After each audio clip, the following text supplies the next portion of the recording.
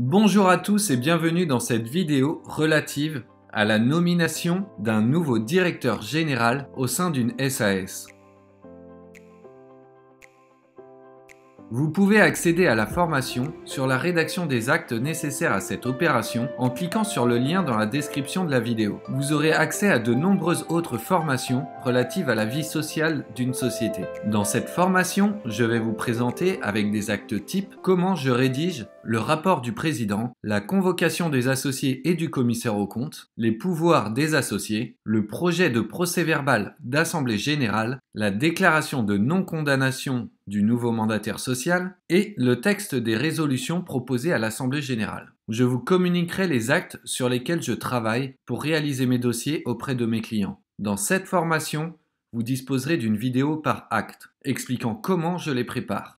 Dans une SAS, les mandataires sociaux, c'est-à-dire le directeur général ou le président, peuvent être soit une personne physique, soit une société. Pour être nommé dirigeant d'une société commerciale, une personne doit en avoir la capacité et ne pas avoir fait l'objet d'une interdiction de gérer. De plus, la loi a prévu certaines incompatibilités entre la qualité de dirigeant d'une société commerciale et une autre profession. Ainsi, les fonctionnaires ne peuvent pas, par principe, être dirigeants d'une société commerciale. Cependant, il existe certaines exceptions. Concernant l'âge du nouveau dirigeant, aucun texte ne prévoit de limite d'âge pour l'exercice des fonctions de dirigeant de SAS. Cependant, les statuts peuvent prévoir une telle limite d'âge. Pour réunir une assemblée générale extraordinaire, nous devons nous référer aux statuts de la société. C'est dans les statuts de la société que l'on retrouve les conditions de convocation et le quorum nécessaire à la prise de décision modificative. Par principe, une assemblée générale extraordinaire doit réunir sur première convocation les associés représentant au moins un quart des titres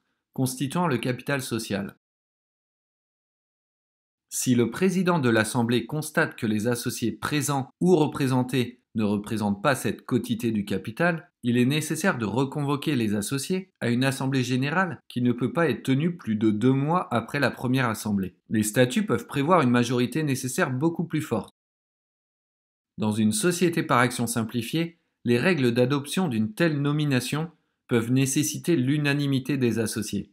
Si les statuts n'ont pas précisé qui est compétent pour prendre l'une des décisions ne relevant pas impérativement de la compétence des associés, il est nécessaire de prendre cette décision à l'unanimité. C'est-à-dire qu'il faut que les associés soient tous présents et votent pour cette modification.